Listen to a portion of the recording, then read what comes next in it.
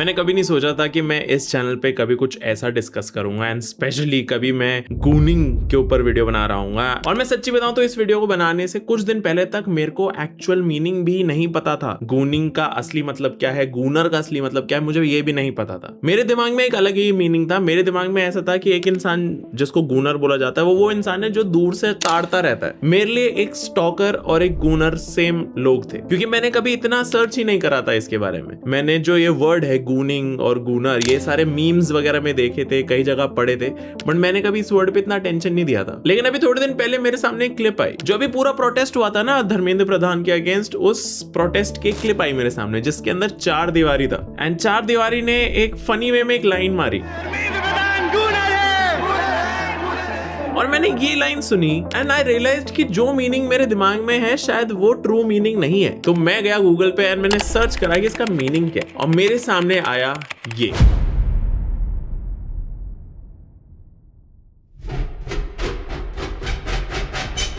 इस इंफॉर्मेशन के साथ काफी सारी और इंफॉर्मेशन मेरे सामने आई और मैं एक रैबिट होल में एंटर कर गया। वो रैबिट होल जो मुझे एक ऐसी दुनिया में उतारने वाला था जिसके अंदर उतर के मेरे को ऑलमोस्ट विश्वास ही नहीं हो रहा था कि ये चीजें भी पॉसिबल है, लोग ऐसे भी होते हैं, ये चीजें भी करते हैं। और मेरे को बाद में जाके पता चला कि एक पूरी गूनर कम्युनिटी एग्जिस्ट करती है। मैंने जितने भी गूनर कम्युनिटी और गूनिंग के अराउंड आर्टिकल्स पढ़े हैं, इट ब्लू माई माइंड। लेकिन सवाल ये आता है कि ये सब शुरू कहां से हुआ।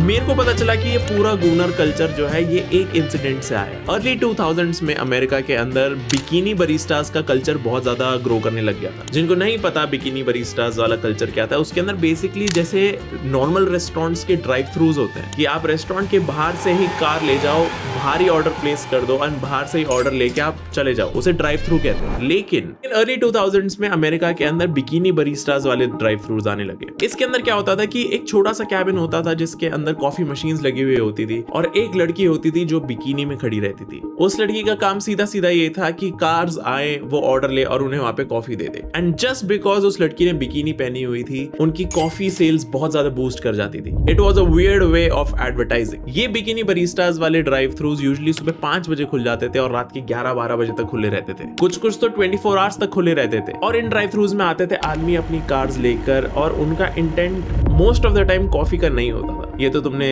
समझ ही लिया होगा। उनका मेनली इंटेंट ये रहता था कि वो उन बिकिनी पहनी हुई बरिस्टास को देख सके, उन लड़कियों को देख सके, and it was a source of entertainment. ये बिजनेस मॉडल इतना ज्यादा फेमस हो गया था कि जो नॉर्मल कैफेज होते थे उनको स्पेशली अपने कैफेज के नाम के ऊपर फैमिली फ्रेंडली लिखना पड़ता था, जस्ट टू स्पेसिफाई कि यहाँ पे बिकिनी बरिस्टास नहीं है। लेकिन ऐसा कोई बिजनेस मॉडल जिसके अंदर लड़कियों की सेक्सीनेस को यूज करा जा रहा है, उनको बिकिनी पहना के खड़ा करा जा रहा है, वो ज्यादा देर तक सेफ नहीं रह पाता। जो लड़कियां कस्टमर्स अट्रैक्ट कर रहे थे, अब वो प्रॉब्लम्स भी अट्रैक्ट करने लग गई। रेगुलर बेसिस पे प्रोस्टिट्यूशन एंड किडनैपिंग के केसेस आने लग गए थे इन्हीं बिकिनी बरिस्टास के अराउंड। लेकिन इन्हीं केसेस के अंदर जो सबसे बड़ा केस था वो हुआ था एरिज़ोना के अंदर। ऐसा ही एक बिकिनी बरिस्टा कैफे था जिसके अंदर एक आदमी आया अपनी कार ड्राइव करते हुए। आदमी का नाम नॉटिका मलोन। नॉटिका धीरे से ड्राइव थ्रू के अंदर कार लाता है और बरिस्टा उससे ऑर्डर पूछने ही लगती है एंड वो सडनली नोटिस करती है कि जो आदमी है ये गाड़ी के अंदर मलोन, इसने अपनी पैंट्स उतारी हुई है and he is touching himself. लेकिन मलोन को नहीं पता होता कि जिस बरिस्टा से वो अभी बदतमीजी कर रहा है वो सब कुछ रिकॉर्ड कर रही है। जैसे ही उस बरिस्टा ने नोटिस करा कि मलोन ने अपने पैंट्स उतारी हुई है एंड ही इज प्लेजरिंग हिमसेल्फ, उस बरिस्टा ने एकदम से कन्फ्रंट करना शुरू कर दिया मलोन को। Hi, how are you? Good. Have you been here before? Yeah. Sir, you need to leave. Unacceptable. Unacceptable.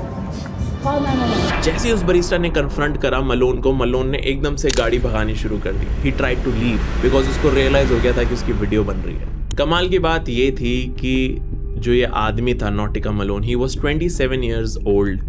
He was married and इसके 2 बच्चे थे। उस लड़की ने जो वीडियो बनाई थी उसने उस वीडियो को इंटरनेट पे डाल दिया।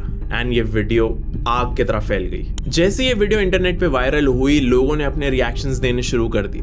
एंड तुम्हें पता ही है कि इंटरनेट पे लोगों के कैसे रिएक्शंस होते हैं। दे वर सो ब्रूटल। और ये कहीं ना कहीं मलोन की ही प्रॉब्लम थी, उसी ने खुद क्रिएट करी थी अपने लिए प्रॉब्लम। लेकिन इंटरनेट से इतना मेजर बैकलैश आया कि मलोन ने तो कुछ दिनों तक किसी से बात ही नहीं करी। मलोन गायब हो गया। एंड कुछ 2-3 दिन बाद मलोन एक खाली पार्किंग लॉट में गया। उसने अपनी गाड़ी ऑफ करी, उसने अपनी गन निकाली और अपने आप को ही Someone posted something on Twitter which caused him to react this way. His brother was calling him on the phone at 4 p.m. and saying, "Pull up, I love you." Wife sends him the GPS of where he was. He comes and sees it. ये एक बहुत ही sad incident था कि एक इंसान ने एक तो इतनी घटिया हरकत करी, उसके बाद पकड़े जाने पे उसने अपने आप को ही खत्म कर लिया। लेकिन ये इंसिडेंट इतना ज़्यादा वायरल हुआ कि हर न्यूज़ पे, हर इंटरनेट पोस्ट पे, हर सोशल मीडिया अकाउंट पे कहीं ना कहीं इस एक इंसिडेंट की झलक दिख रही थी। लोग कमेंट वगैरह कर रहे थे। लेकिन यहाँ से एक वियर्ड कल्चर शुरू हुआ। कुछ लोगों ने इस पूरे इंसिडेंट को सेलिब्रेट करना शुरू कर दिया। आई डोंट नो व्हाई, ये कैसे शुरू हुआ, लेकिन इसी इंसिडेंट ने द वर्ड गूनर को इन्वेंट करा। एंड जो एक्ट था उसे गूनिंग बोला जा रहा था। और उसी दिन से एक गूनिंग कम्युनिटी फॉर्म हुई। ये गूनिंग कम्युनिटी नॉटिका मलोन को सेलिब्रेट कर रहे थे। When I say his name, you say Nautica. Say his name. Nautica. Say his name. Nautica. Say his name. Nautica. ये पूरी कम्युनिटी काइंड ऑफ प्राउड थी नॉटिका से। इस गूनिंग कम्युनिटी ने नॉटिका मलोन को अपना आइडियल सा बना लिया था, जो कि बहुत ही वियर्ड बात थी। मेरी इस वीडियो का मोटिव इस स्पेसिफिक केस को डिस्कस करना नहीं है, बल्कि इस पूरी कम्युनिटी के बारे में डिस्कस करना है। तो अब सिंपल भाषा में बोला जाए तो गूनिंग क्या है? गूनिंग इज एन एक्ट जिसके अंदर एक इंसान खुद को प्लेजर करता रहता है विद द थॉट कि वो एक सेक्सुअल मटेरियल देख रहा है, वो एक इंटीमेट वीडियो या फोटो देख रहा है। वो अपने आप को इस सिनेरियो में इमेजिन करके, just the act of watching, उसको इमेजिन करके खुद को प्लेजर करता रहता है। But there is no climax. Usually कोई भी इंसान जो पॉर्न कंज्यूम करता है, कुछ भी करता है, तो उसका इंटेंट यही होता है कि वो स्टार्ट करे देखना एंड वो खुद को प्लेजर करता है and then there is an end to it. लेकिन गूनिंग के अंदर there is no end. And ये ट्रूली एक बीमारी है जो बहुत ज्यादा फैल रही है। तुम्हें आइडिया नहीं है कि कितनी गूनिंग कम्युनिटीज फॉर्म हो चुकी हैं। मैं बिलीव नहीं कर पा रहा हूँ, मैं ये बातें कर रहा हूँ अभी। बट यूजुअली ये जो एक्ट होता है कि बहुत लंबे टाइम तक you pleasure yourself and you try to avoid the climax, इसे एजिंग भी बोलते हैं। लेकिन gooning is on another level. अब सवाल यही आता है कि ये गूनिंग कम्युनिटीज का ट्रेंड कहां से शुरू हुआ और ये कम्युनिटीज रेडिट और डिस्कॉर्ड तक कैसे पहुंची, एंड आखिर में कैसे AI companies are trying to create a business around these gooning communities rather than fixing the problem.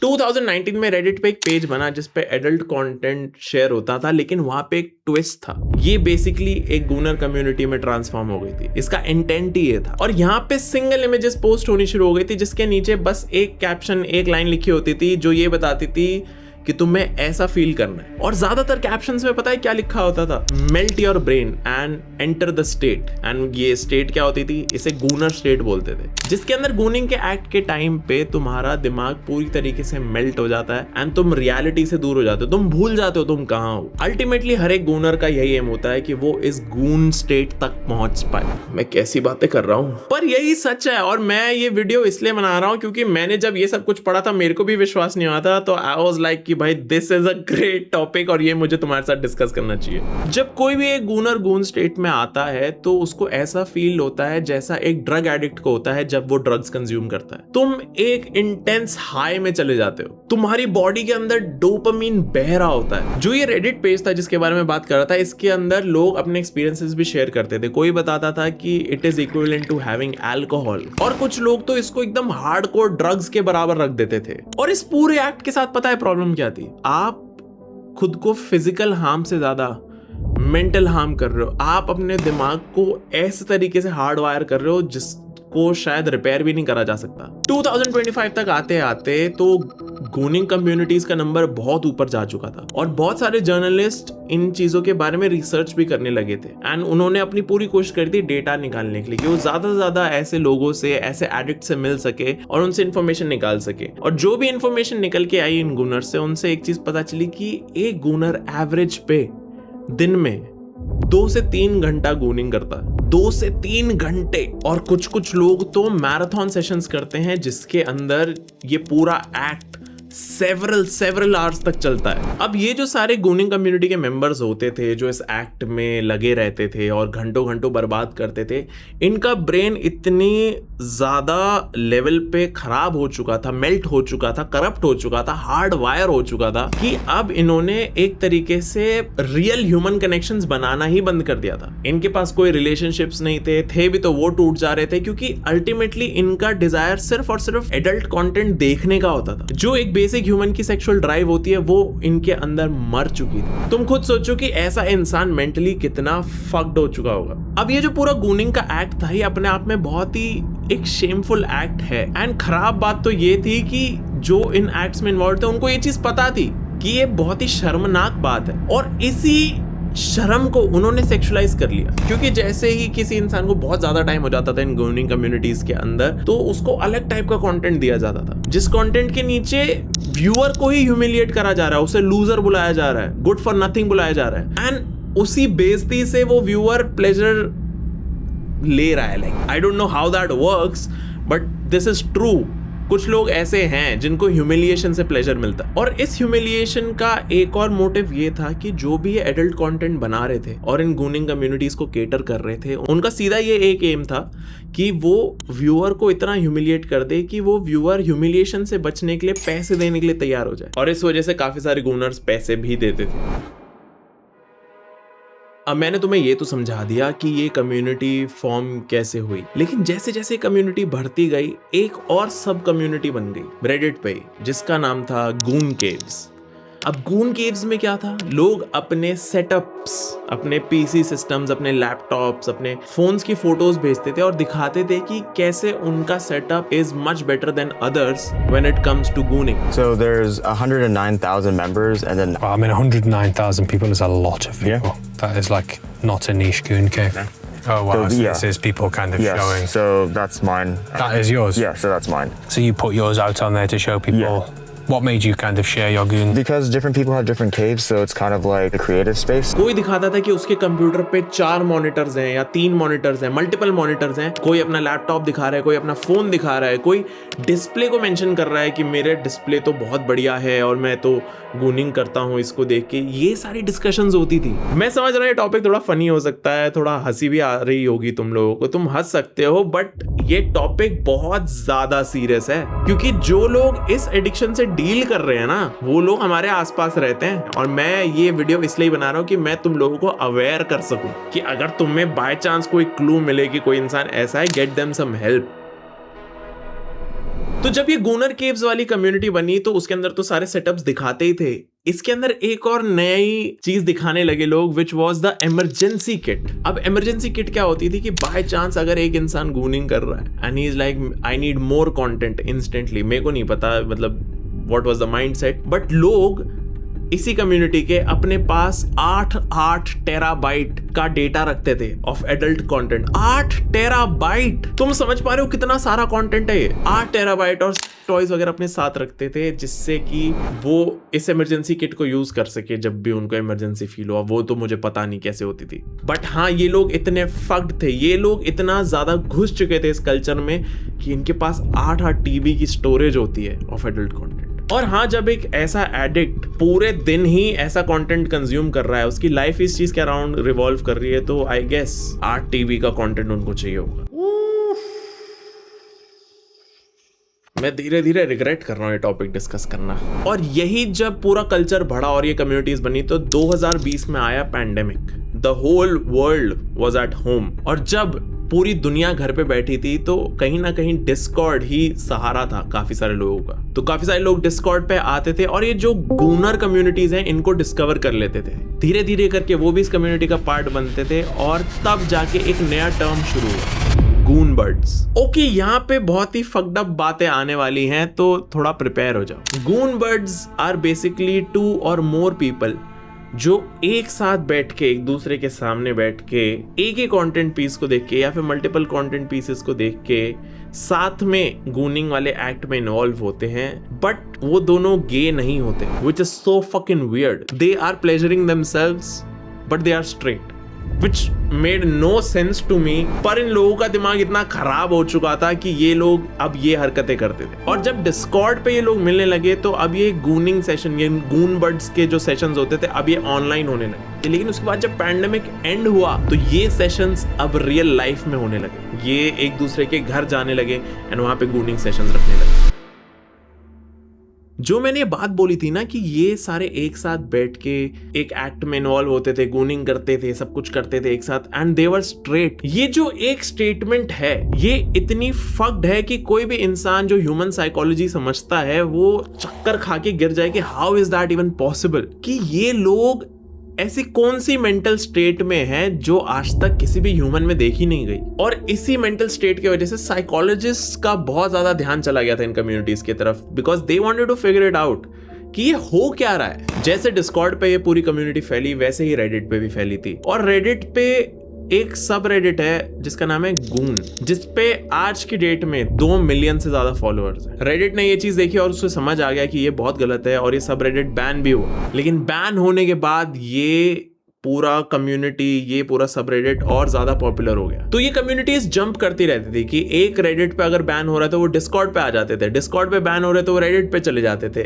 ऐसे ही ये जंप अराउंड करते रहते थे। लेकिन इन दोनों के 2 ही मेन जगह होती थी जहां पे कम्युनिटीज एग्जिस्ट करती थी, रेडिट और डिस्कॉर्ड। डिस्कॉर्ड पे तो कुछ सर्वर्स ऐसे थे जिनके ऊपर 60,000 मेंबर्स से ज्यादा थे और उन 60,000 मेंबर्स के बीच में होती थी गून बैटल। अब गून बैटल क्या होता था? इसके अंदर 2 लोग जो एक दूसरे के साथ बैटल कर रहे हैं वो एक दूसरे को कंटेंट भेजते थे एंड वो दोनों कंपीट करते थे कि पहले कौन गिव अप करेगा। तुम समझ ही गए होगे मैं क्या कह रहा हूं। और इन गून बैटल्स के वजह से जो कंटेंट वो एक दूसरे के साथ बैटल के टाइम पे शेयर करते थे वो धीरे धीरे करके बहुत ज्यादा एक्सट्रीम होता जाता था। इवन कुछ कंटेंट तो वायलेंस पे उतर आता था। और ऐसे ही एडल्ट मीडिया से ये बहुत ही गोरी और एक्सट्रीम मीडिया तक पहुंच गए थे। जर्नलिस्ट जब इन कम्युनिटीज के ऊपर रिसर्च कर रही थी तो जर्नलिस्ट ने बताया कि इन कम्युनिटीज के अंदर कुछ लोग होते थे जो खुद को नो लिमिट्स बोलते थे, जिसका मतलब ये था कि उनके सामने कितना ही एडल्ट कंटेंट दे दो, कितना ही वायलेंट कंटेंट दे दो, वो ब्रेक नहीं करते थे, वो गिव अप नहीं करते थे। एंड ये उनके लिए बहुत प्राउड होने की बात थी।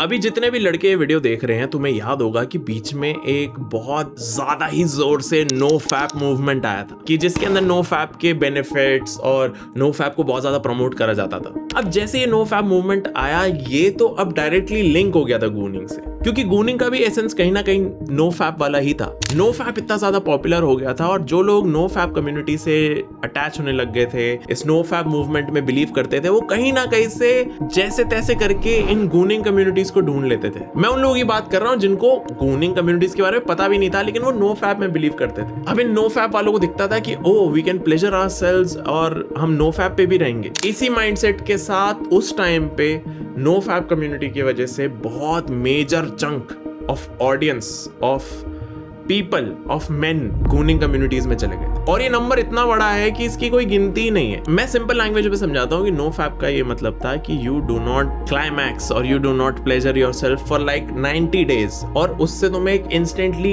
Increase in confidence, energy feel होगा, you will sleep better and तुम्हारा ब्रेन अच्छे से चलेगा। यही पूरा नो फैप कम्युनिटी था। एंड यूजुअली जो नो फैप के मेंबर्स होते थे वो रिलैप्स कर जाते थे 90 डेज से पहले, और जब वो रिलैप्स करते थे तो ये गूनर कम्युनिटी के लोग आके उनको समझाते थे कि तुम्हें ऐसा कुछ करने की जरूरत नहीं है, हम बताते कैसे करना है। तो ये जो पूरा सिक माइंडसेट था गूनर्स का, ये बहुत जल्दी स्प्रेड हो गया था नो फैप के टाइम पे।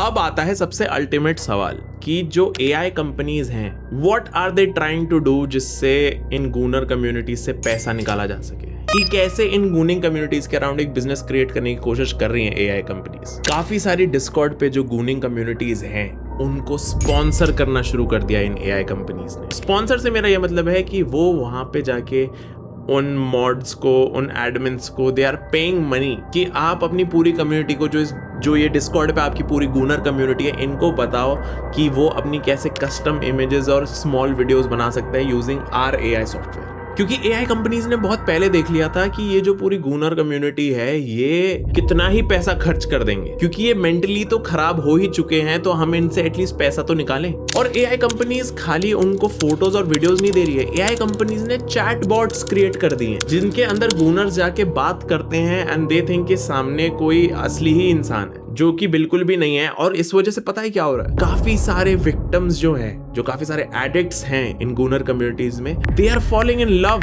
With these chatbots. And you know, जब AI कंपनी आती है पैसा खींचने में उन लोगों से जो मेंटली थोड़ा इल हैं, वो किस हद तक जा सकती है। ये सारे गूनर्स जो हैं जिनको प्यार हो चुका है AI चैटबॉट से, they are paying so much money कि जस्ट उनको कहीं ना कहीं एक इमोशनल अटैचमेंट फील हो, क्योंकि रियल लाइफ में तो उन्होंने रिलेशनशिप्स बनाने बंद ही कर दिए। तो जो एक जगह उन्हें थोड़ी इमोशनल अटैचमेंट मिलती है, वहां पे they will do anything to maintain it. अब AI कंपनीज जब इन चीजों में इन्वॉल्व हो गई है और जो एडिक्ट्स है उनका दिमाग इतना ज्यादा खराब होना शुरू हो गया, मेल्ट होना शुरू हो गया, तो अब इसका फ्यूचर क्या है? सबसे बड़ा डर ये है, जितने भी साइकोलॉजिस्ट हैं जो इन चीजों को रिसर्च कर रहे हैं, उनका सबसे बड़ा डर ये है कि इट्स वेरी पॉसिबल कि आगे जाके अगर ये कम्युनिटीज बढ़ गई तो इट्स वेरी पॉसिबल कि जो आदमी लोग हैं वो आगे जाके रिलेशनशिप्स रखने में ही बिलीव करना बंद कर देंगे, कि आगे जाके the concept of relationship will feel so not worth it कि ऑलमोस्ट हर दूसरा लड़का कहीं ना कहीं इस गूनिंग कल्चर में घुसा हुआ होगा, जो कि एक बहुत ही प्रॉब्लमैटिक चीज है अगर तुम